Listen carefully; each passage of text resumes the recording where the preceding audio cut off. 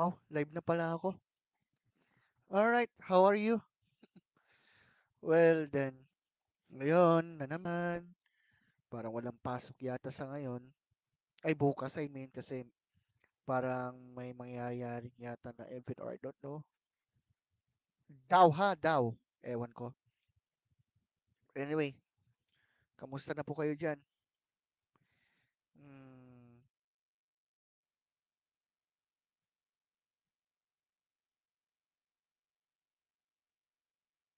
well then, mag-share muna ako ng live feed.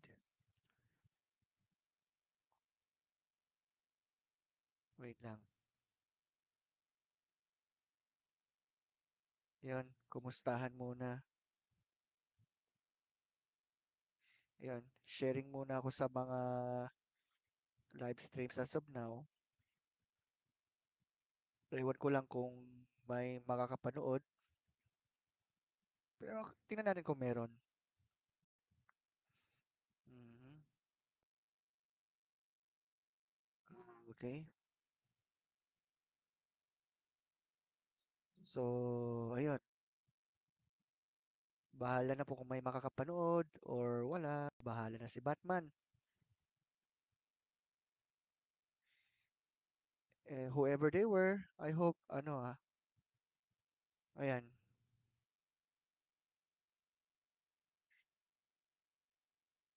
To be honest with you, nakakamiss din yung mga points na,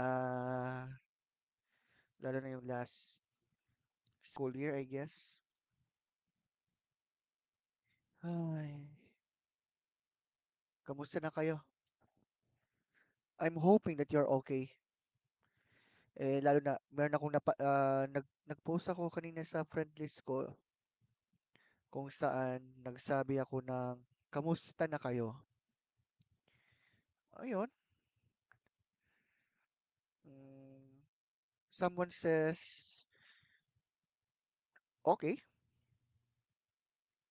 There are some who says hindi okay. Yung iba nag-ano ng crying emoji.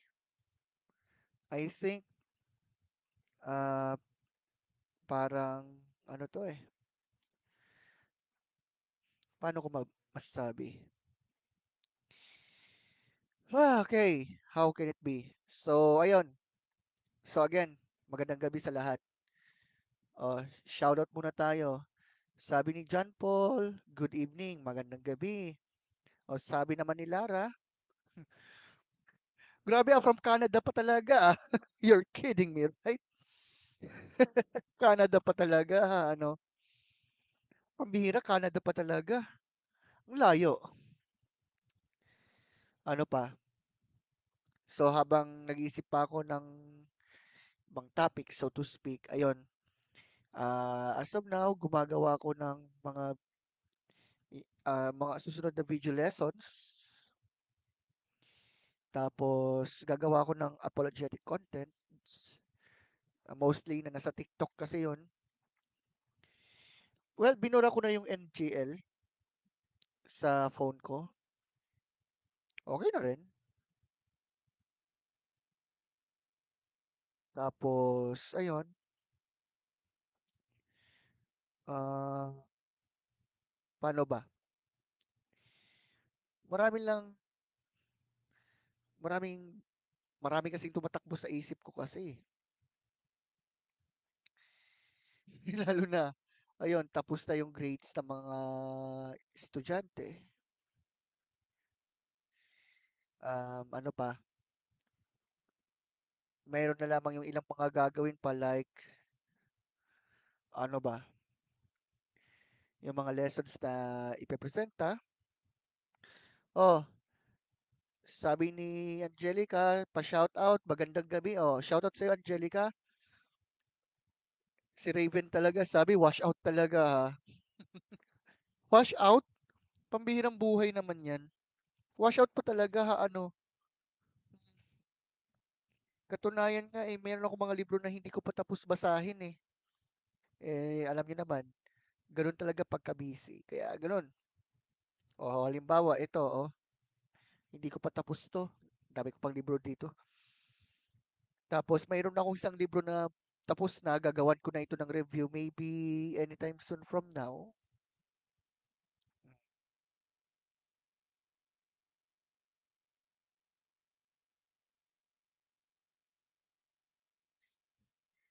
Alam nyo kasi, let's face it, um, sa totoo lang, ang dami pang kailangan pang mapag-aralan ukol sa mga paksa sa buhay. Kaya nga yon, nagtanong ako kung doon sa mga, kung sino man nakabasa, kung kamusta na sila. May naka-love emoji, may naka-crying emoji, which is understood naman.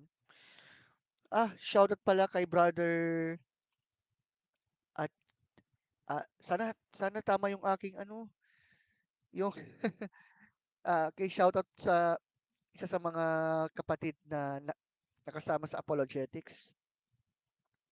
Medyo mahirap yung tanong, to be honest. Ano yung position ko sa Zionism? Actually, to be honest, hindi ko pa gaanong napapag-aralan or naidi-discuss yan sa mga ano ko.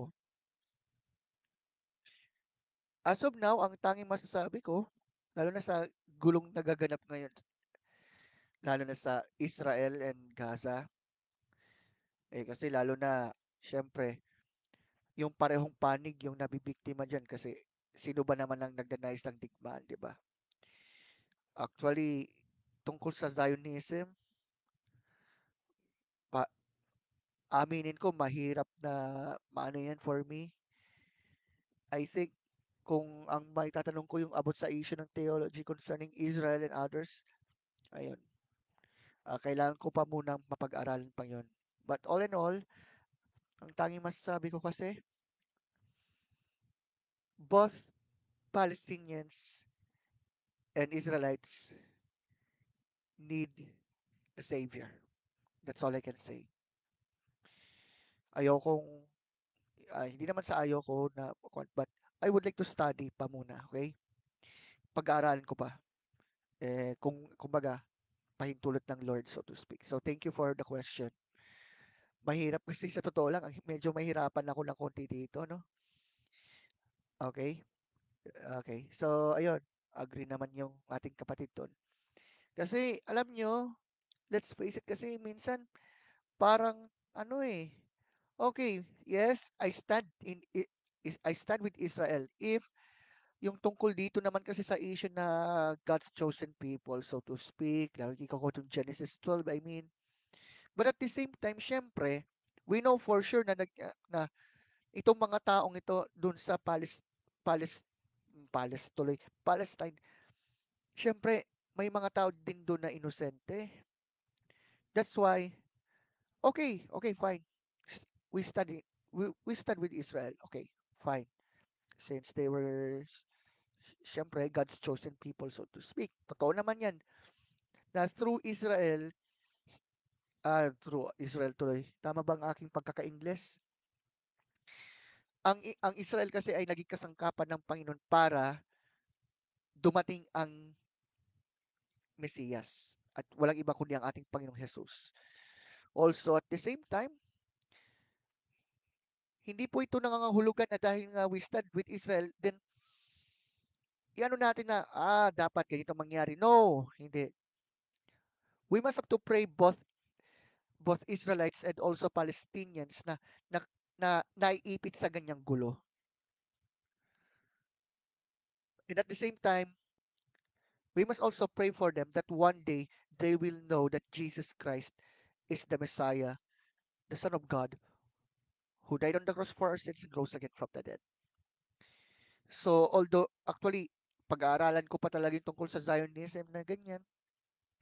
But all in all, yun lang yung aking masasabi dyan. So, salamat kapatid dun sa naturang question. For mahirap. Hindi ako makapag-ano ng conclusion about dyan sa topic ng Zionism. But, yung muna yung initial kong sagot dyan. But anyway, shoutout muna uli. Ayon. Si Raven talaga, shoutout daw from Antarctica. Nakapunta ka na doon? Sa next class natin, itatanong ko sa'yo yan. Yun ay kung hindi ko makalimutan. So, ayun.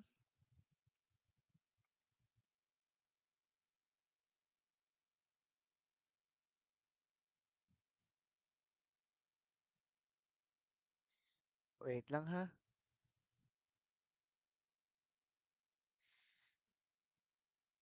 Wow. Wait.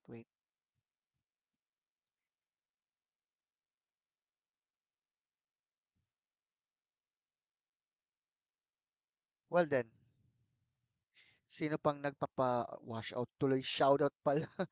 Kasi nabasa ko wash out daw eh.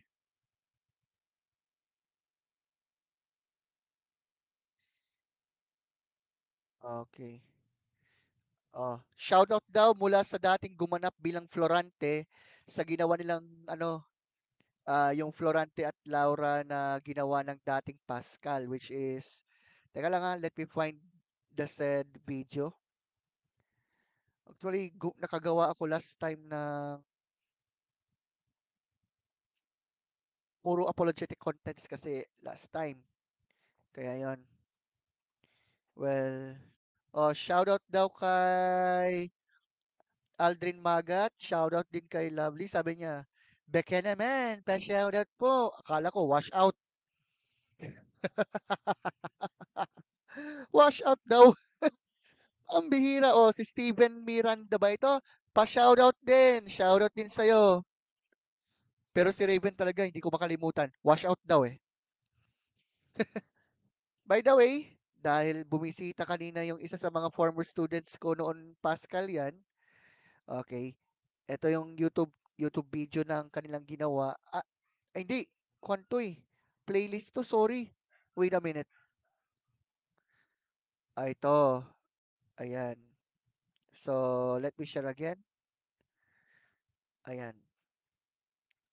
Para mapanood nyo later anytime soon. Ayan yung Florante at Laura na ginawa.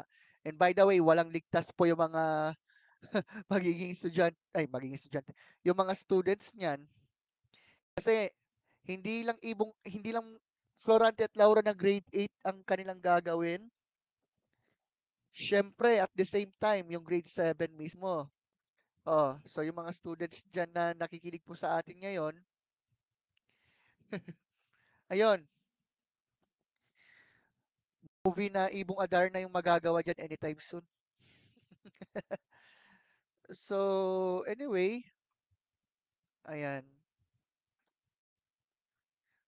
Ano yung naalala ko pa, ayan, naalala ko yung naging chat ko rin kay Brother Jade na isa sa mga kasamahan and classmates sa apologetics, yung tungkol sa kung paano maitil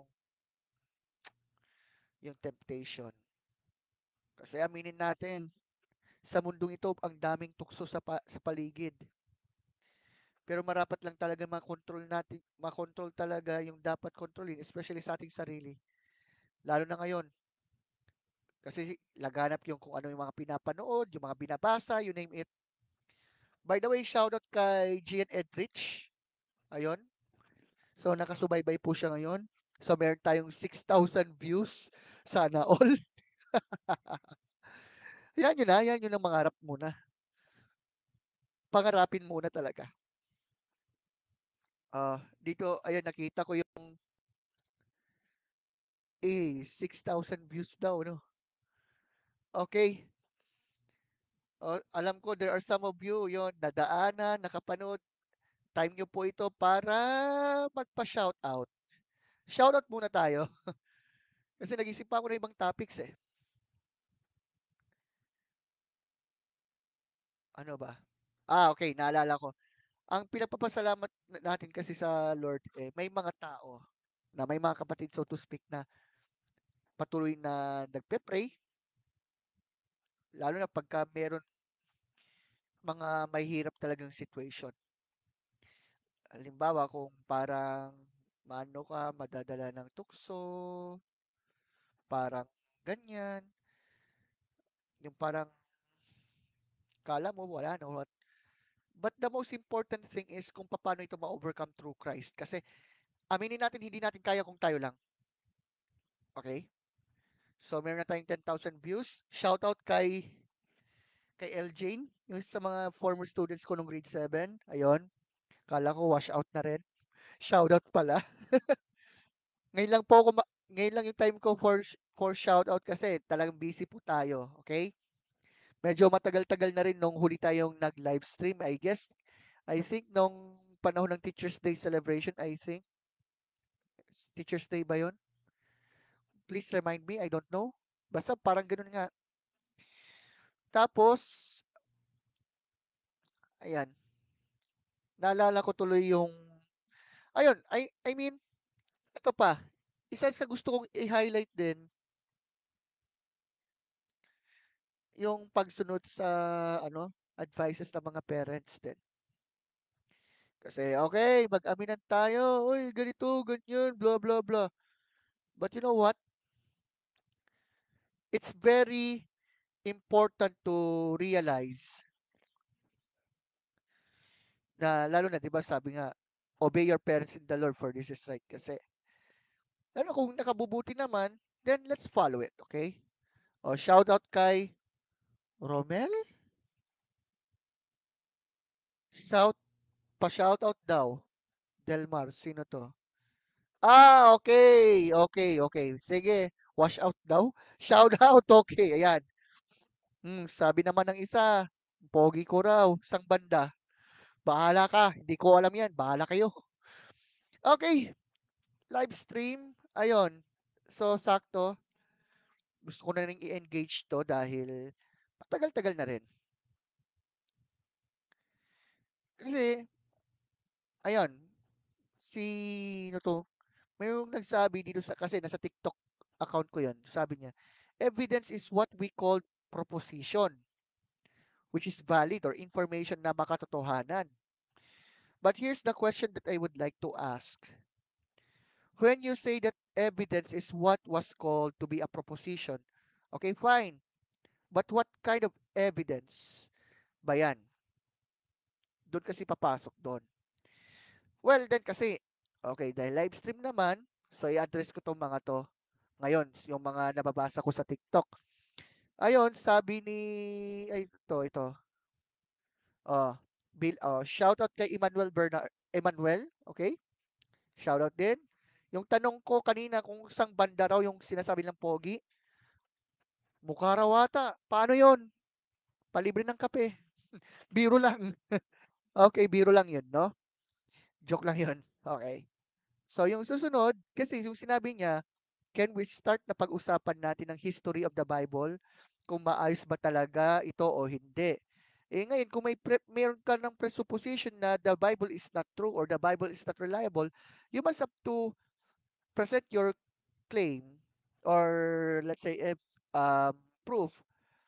Bakit mo masasabi na hindi reliable ang Bible even though we have good evidence that supports the reliability of the Bible, kumbaga. So, ngayon, meron pang isa pang nagsabi, sabi niya, mas mainam yata na i-define mo muna what do you mean by Christian. You seem to think na your kind of Christianity is the only kind of Christian. Kaso, itong taong ito,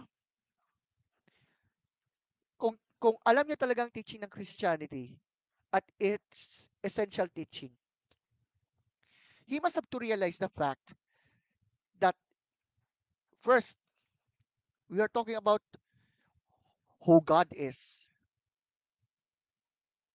about the Trinity, about who Christ is, his death and resurrection.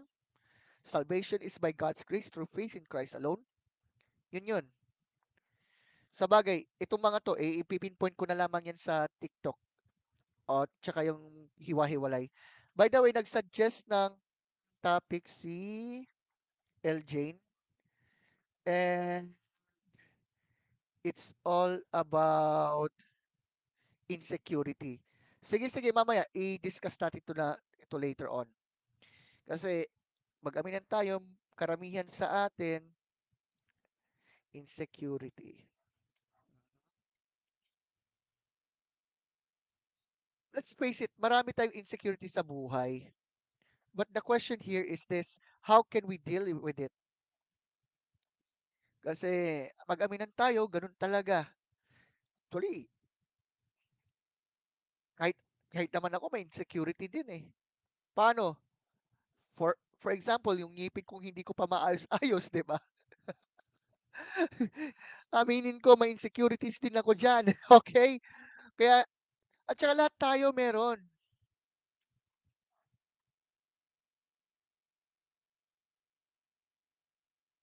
Wait a minute. So, mamaya di-discuss ko later on. O sabi ni Emmanuel, tara kape. Tapos na akong magkape. Please lang. O, Mac Briones, sabi niya, shout out. Okay, shout out din sa'yo. Mm. Anyway, habang i-discuss ko pa yung ilang mga comments doon sa TikTok kasi. O sabi nito, you're been trying to prove your God exists for thousands of years without progress. Without even realizing na first, we have good evidence from it. We have the argument from the beginning of the universe na kahit yung mga atheist scientists nga mismo nagpapatunay dyan. Stephen Hawking, ang agnostic na si Alexander Velenkin, ang mga yan. Kung sinasabi mo na walang progreso yon, actually yung worldview ng taong nag-comment niyan ang walang progress. Kasi they always thinking that God does not exist and yet they don't even presenting good case for it. O, forensic science. So, sabi niya, which one? The non-peer reviewed and refuted ones? Historical data? Where? Dito pa lang meron na tong presupposition na hindi niya kayang tanggapin na, let's say, archaeological data, ano pa, yung influence ng teaching ni Kristo sa buong mundo 2,000 years ago. Kasi itong ganyang komento ay hindi po ito batay sa mismong pag-aaral. It's already on the heart, not on the mindset. Kasi tingnan nyo, he is willing to avoid or reject those those evidence, even forensic kinds of it, para lamang sa kanyang naturalistic presupposition na yan. Kung tama yung kanyang claim, paano po yung mga detectives? Lalo yung about sa cold cases na, yan, na ganyan. Yan, sabi niya na I've read the Bible. Okay, everyone can read the Bible. Pero ang point doon, hermeneutics kasi. Hermeneutics. Hindi porke nagbasa ka ng Bible, ibig sabihin tama ka. You can claim all you want. Kaso nga lang ang malaking problem, context. Na madalas, ayaw tanggapin. Dogmatic masyado. Sabi pa niya, anyone who has good reading comprehension will tell that your holy book is chock full of them. Ang problema, sino bang tinutukoy? Kasi if you're talking about, ayun, reading the Bible, ganito, ang point doon, are you reading it? Yung mismong piranggot lamang na phrase or sentence? 'Di ba? Sa mga estudyante po dyan na nakikinig po sa akin ngayon, halimbawa, nagbasa ka ng isang libro, okay? Tell me for this. Tell me. If you are reading a certain book, tapos ang binasa mo lang yung kapiranggot lang, do you think maunawaan ito? Kung out of context, hindi yan maunawaan yan. Kaya yung kanyang claim na anyone who has good reading comprehension, baka bad comprehension yan, kapatid. 'Di ba? Kahit anong uri ng libro yan, sige, hindi lamang Bible lamang yung ating pinipinpoint yan. Kahit anong mga uri ng books, anyone who are really good readers talaga, hindi lang basta nagbasa ka lang ng ganito tapos wala na. We must have to read it as a whole, so to speak. Yun pong ibig sabihin doon. Kaya sa sinabi niya na anyone who has good reading comprehension will tell that the Bible is Chuck, what do you mean? Baka naman, you're not really reading the Bible as a whole, di ba? Oh, wala pang shoutout. maliban kay Raver. O, sabi ni Raver, shoutout daw mula sa Thailand. Grabe naman kayo, oy. Nako. So, next one. Pasensya na. Ipipinpoint ko yung sinabi. Ayan, kaya pala yung chock full of them, talking snakes and donkeys as sea is splitting in half. Alam nyo, if God exists, then miracles are possible. But since this guy assumed naturalism, syempre natural na i-reject niya yung miracle. Yan kung sabihin niya, yan, yung sinasabi niya multiple resurrections, then why? Then so what, kumbaga? Do you have any scientific explanations for it? You know what, kung ang pinipinpoint kasi dito, scientism, yung parang, oh, science lang, tapos give science more time to explain everything. Mag-aminan po tayo, hindi lahat ng bagay ay na-explain ng science. Nakakalungkot lang, no? Siguro, yung the rest of this, maybe I will go on to TikTok na lang.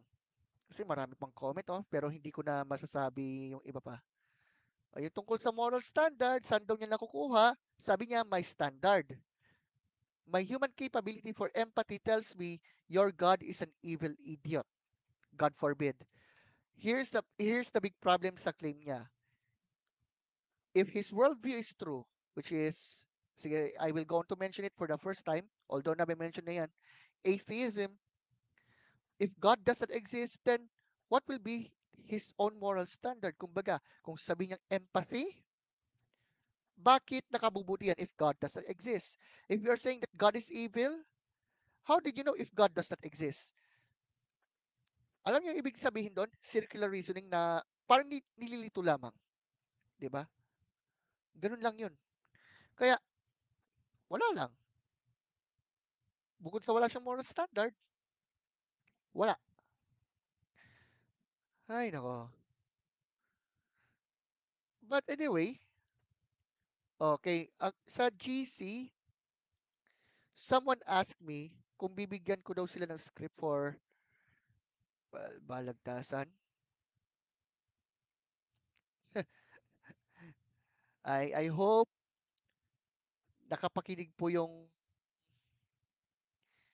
kung sino man to, nakapakinig. Sana nakapakinig ka about yan. O, tinawanan yung, ayun oh, tumawa si Pinky Baon sa comment kanina ni Raver Malyari. Na shout out sir from Thailand. Pambihira naman kayo. Ngayon na ako magpapa-shoutout na ha kasi mamaya-maya matatapos itong live natin, magfo-focus ako sa mga video lessons at sa apologetic contents na yon yung picture ko in TikTok at maging dito rin. So, insecurity. Sige, let's discuss that topic, insecurity. To be insecure is to lack confidence or trust whether in ourselves or someone else.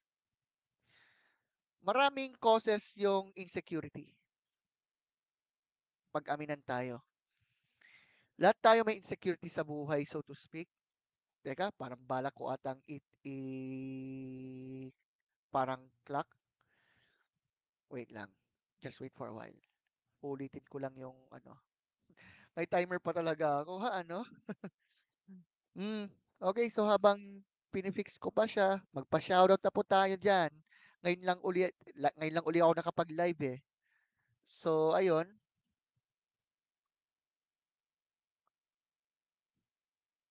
buti pa yung isa sa mga naging classmate ko sa apologetics eh natuntun niya yung live feed natin. So, ayan. Okay, yung DepEd DepEd Youth Formation ng school na AIS, naka 1K na yung mga followers. So, shout out mismo sa ating, yun nga, sa youth formation. So, shout out uli. Okay? And then, ano pa? Sa ngayon kasi, pagka free time ko, I'm watching Attack on Titan ngayon. Maybe gagawan ko ito ng review baka sa Pasko na lang siguro. Pasko o bago yung New Year. Doon na lang. Promise hinihintay ko pa rin yung Godzilla minus one Okay. Hmm. FYI, FYI, Godzilla fan din ako. Nanonood din ako niyan. Halos buong, halos buong, halos lahat ng, tama, halos lahat ng movies, just wait for a while.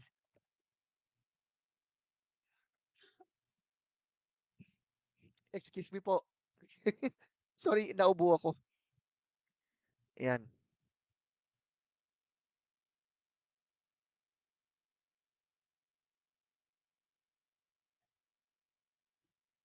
Ano pa? Insecurities. Balik na nga tayo sa insecurities, no? Okay. So, then, ulitin ko lang. To be insecure is to lack confidence or trust, whether in ourselves or someone else. Maraming causes yung insecurity sa buhay. Mag-aminan tayo. Marami talaga, whether we like it or not. Magkagayon man, magkagayon man, madalas if we point out that God really exists talaga. Siyempre, ang pinakapuno diyan ay yung ating kabiguan na magkaroon ng tiwala sa Kanya. If we believe that God is here, that He is with us, kahit mahirap yung mga pinagdadaanan sa buhay, patuloy tayong makapagtiwala sa Kanya. Siyempre, marami tayong mga insecurities kasi sa buhay. Siyempre, malamang may kinalaman na ito sa ating sarili, may kinalaman na ito sa ating physical na kaanyuan, mag-amina na tayo. Subalit, at the end of the day, marirealize natin na, okay, natural talaga na meron tayong matatawag na insecurity sa buhay. Subalit, at the end of the day, marirealize natin na, ah, meron pala akong kayang gawin. Kaya ko pala. Kasi,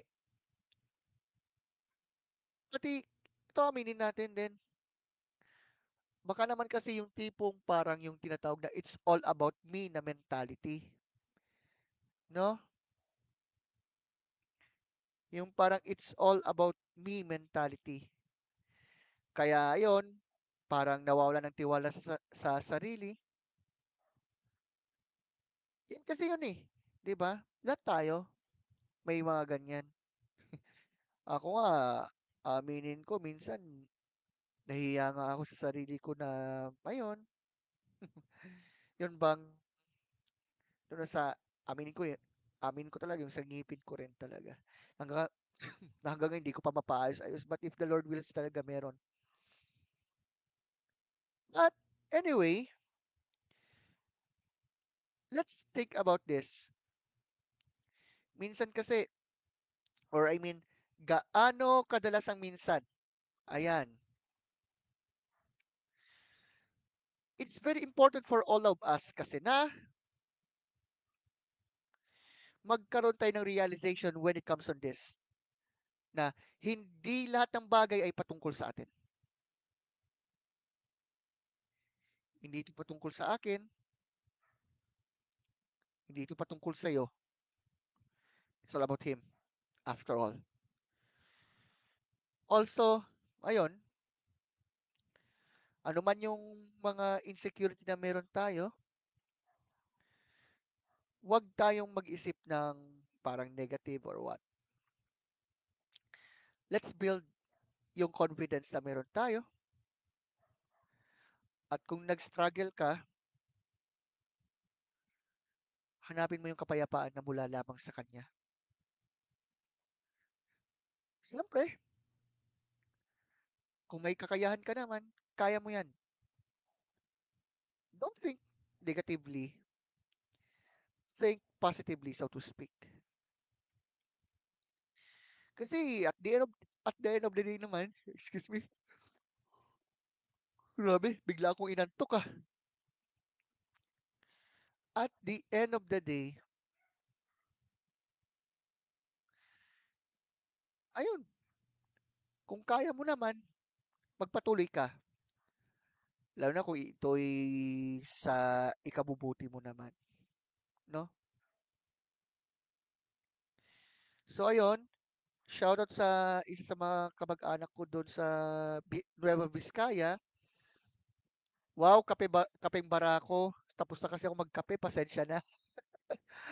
Kumusta na lang sa mga kamag-anak dyan sa Nueva Vizcaya. Okay? Salamat po sa 3,000 na nanonood. Okay, 5,000 na.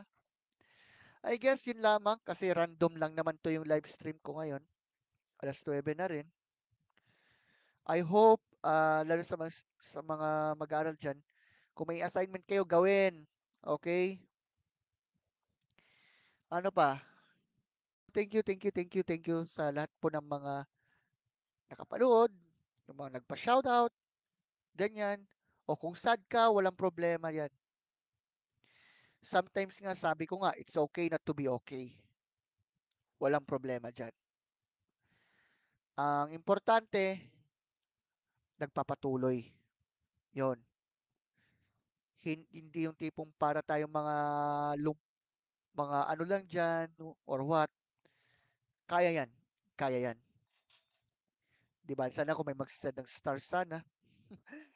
Just kidding. So, that's all for now. Di ba? Well then, pati ako, excuse me, pati ako inaantok na. Okay, that's all for now. And I'm still hoping na, yun, don't worry, meron pa po tayong next na live stream. Well, that's all. So thank you guys for listening and watching lalo na sa mga random topics. Well then, so yun lang. Puro ako yun lang. Okay. Okay, magandang gabi. Thank you, and good night.